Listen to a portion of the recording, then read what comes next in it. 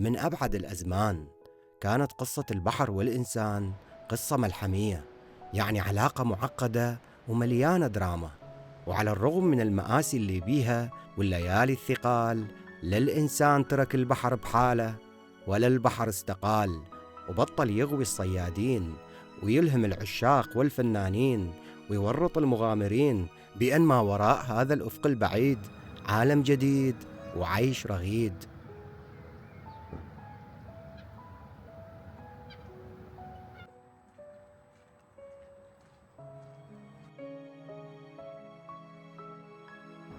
في الصباح الباكر كان علينا الانطلاق من مدينة توركو بجنوب غرب فنلندا، من ميناء خطوط الفايكنج البحرية، أي الفايكنج لاين، الشركة الأكثر شهرة بين خطوط النقل البحري في بلدان الشمال.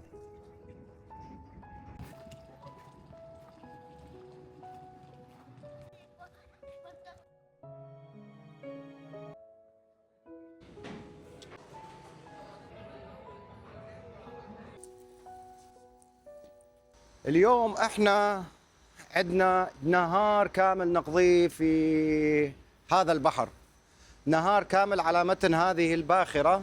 مثل ما تشوفون هذه الأجواء وهذه الجزر طبعا ما تبين بسبب الضباب. هذه المنطقة من العالم فيها أكثر من 40,000 جزيرة، 40,000 جزيرة، وهو ما يسمى بأرخبيل توركو وأرخبيل جنوب غرب فنلندا. في جزر هنا متصلة مع بعضها عن طريق الجسور، وأيضا يمكن الوصول إليها عن طريق القوارب.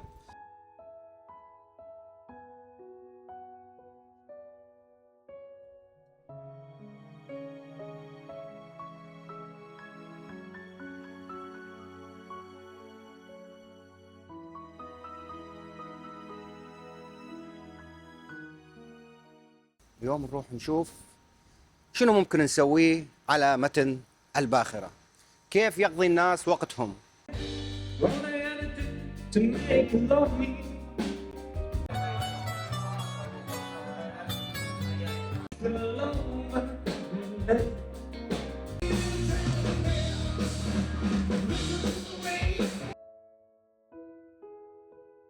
خلينا هسه نروح نكتشف الأشياء اللي موجودة في هذا الطابق. قلنا يا طابق هذا الطابق العاشر. الطابق العاشر، اي نعم، الطابق العاشر. نروح نشوف شنو موجود بالطابق العاشر. وصلنا أول نشاط. طبعا هذا النشاط خاص بالأطفال، ألعاب خفة. المشكلة ما نقدر نصور كثير لأن أطفال، يحتاج إلى رخصة. شوفوا هذا البروجرام هسه الساعة 10 تقريبا، 10:30 تقريبا. فعندك الكيدز كاندي بينجو، هذا الساعة اللي فتنا عليه اسمه كيدز كاندي بينجو. برامج المراهقين بال 11:30، بعدين فيلا، بعدين روك، بعدين هاي اكو كرا بعد هذه للمساء. شوفوا للساعة 8 مساء، الساعة 8 صباحا إلى الساعة 8 مساء. مطعم، بس مو المطعم الرئيسي، مطعم صغير جدا. ما لقيت حجز بالبوفيه اللي هو بوفيه الباخرة المشهور، لأن بصراحة في ناس كثير ومقبط المكان، يعني فول. حاولت يعني من هين حتى رحت عليهم، يعني قلت له إذا ممكن، يعني قالوا لا ما في. ف واحد يقضيها بأقل الأشياء. الجمال في البساطة وفي القليل. هذا مكان البوفيه، شوفوا. خلينا نروح على الطابق التاسع. شنو الأشياء الموجودة بالطابق التاسع؟ الطابق التاسع المشهور، يعني الهايلايت، يعني مال الطابق التاسع هو عالم التسوق. أنا ممكن يعني أجزم بأن إذا ما 60% أو 70% من اللي يرتادون هذه الكروزات هم يذهبون إلى عالم التسوق. السبب راح أقول لكم شنو السبب، وأنا واحد منهم. يعني دائما آجي بالباخرة، سبب كبير بأن آجي بالباخرة بسبب عالم التسوق. هذا مرتع الأطفال حلوة من مقطع الأطفال. وهذا هو عالم التسوق. شوفوا ندخل شوبينج وورلد.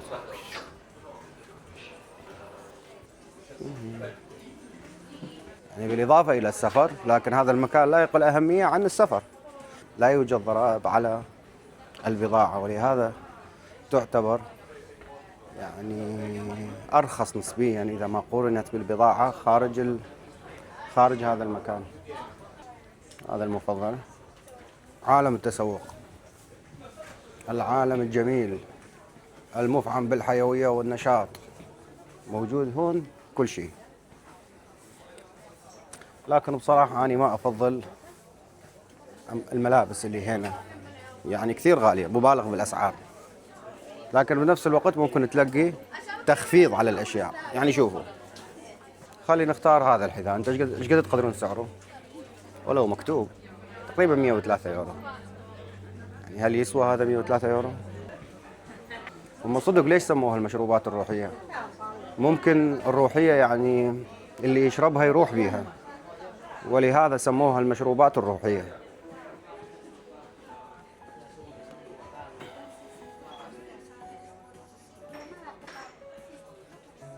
السعر في الخارج 230 يورو، السعر في الباخرة 90 يورو فقط.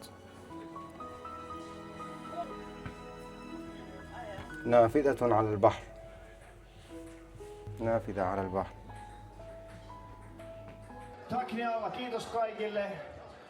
نستمع إلى الموسيقى، العازف الرائع. هي طبعا كل هاي النشاطات مجانا، أكيد من عدس. يعني سعر تذكرة الباخرة اللي هي فقط 20 يورو.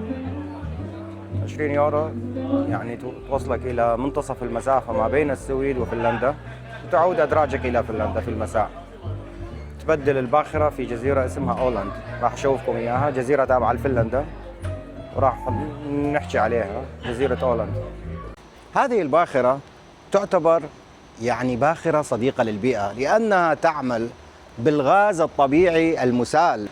نحاول نكتشف أجزاء هذه الباخرة. هذه مكان التدخين، يعني في الأيام هسه مطر، يعني ما في قلب بحر البلطيق، يدفعنا الهواء، يعني خلي واحد يدخل أحسن. في كثير ناس اليوم قررت تسافر أو تأخذ هاي الرحلة اللي يسموها رحلة البيكنيك كروز، ربما في سبب أن هناك عطلة في فنلندا وهو عيد الفصح، يصادف عيد الفصح، فيتم استغلال العطل في هذه البلاد. وأحسن شيء ممكن تسويه لما يكون الجو هيجي، ممكن تاخذ رحلة في داخل باخرة، هذا العالم العائم. وبما أن رحلتنا تزامنت مع مناسبة عيد الفصح اللي صادف حدوثها في نهاية الأسبوع، فأكيد مثل هيك عطلة ما ممكن تمر مرور الكرام لكثير من الناس.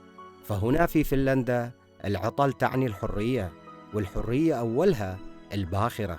وقد قيل لي ذات يوم أن قوانين اليابسة لا تنطبق على الباخرة، وأن اللي يصير بالباخرة يبقى بالباخرة، لأن القصص هنا قصيرة، أطولها تدوم 24 ساعة، يعني مقدار الوصول إلى ستوكهولم والعودة إلى مدينة توركو أو بالعكس. وأقصر القصص تدوم 9 ساعات، اللي هي رحلتنا لهذا اليوم من توركو إلى جزر الأولاند، ومن هناك راح نبدل السفينة ونرجع أدراجنا لمدينة توركو في المساء.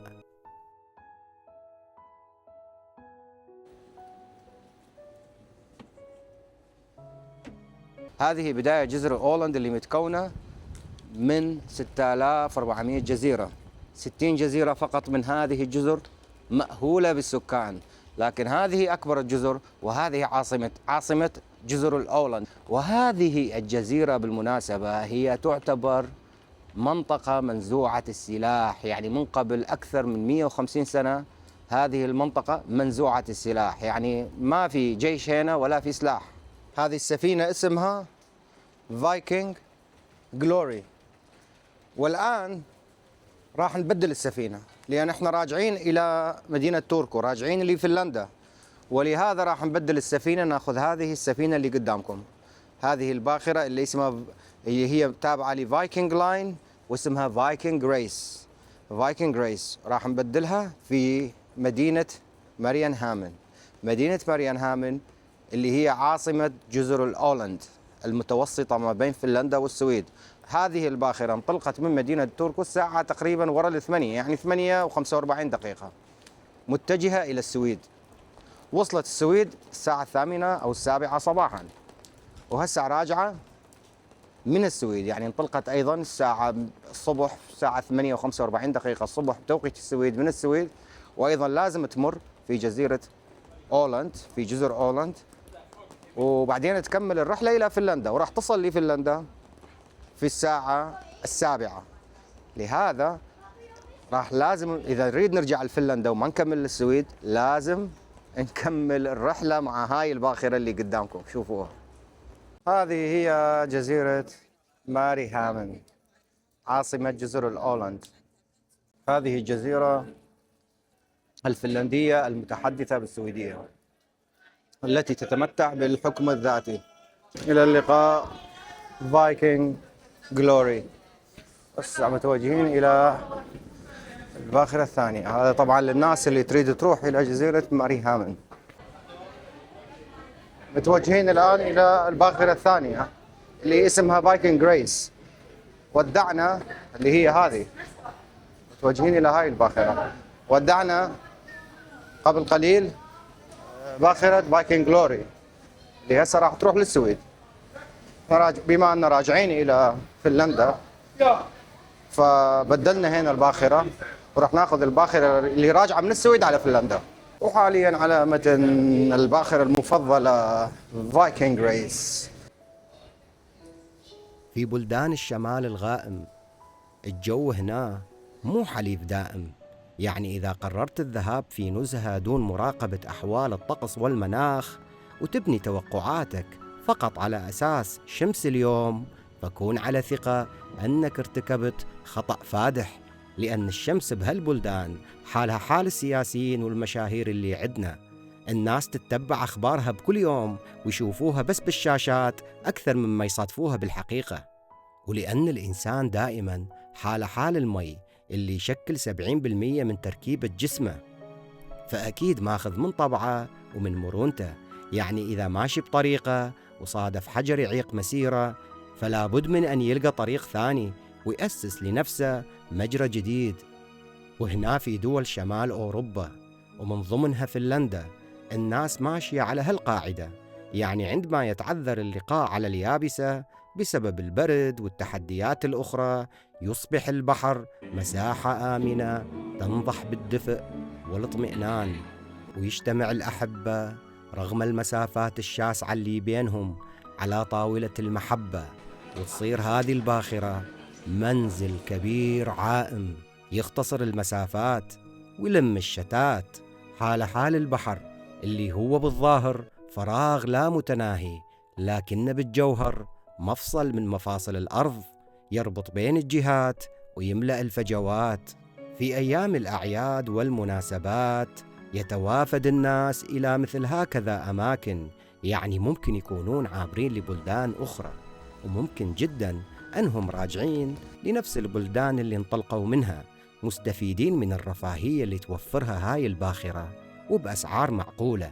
في هذا المكان تقريبا كل شيء موجود، من المنتجعات وصالات ألعاب الأطفال إلى المطاعم الفاخرة والمقاهي الزاخرة بأطيب أنواع المعجنات، والقهوة اللي عبقها يمتزج بأنفاس البحر ورائحة الحرية.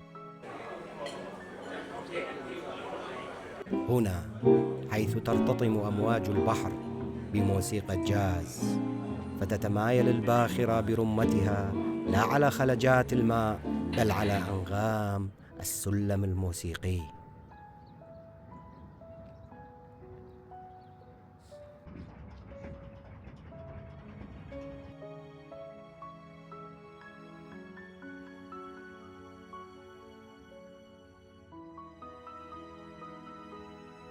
نتمنى أن هذه الرحلة نالت إعجابكم، وانتظرونا في رحلة جديدة في مكان جديد تحياتي لكم، شكرا على المتابعة، باي باي.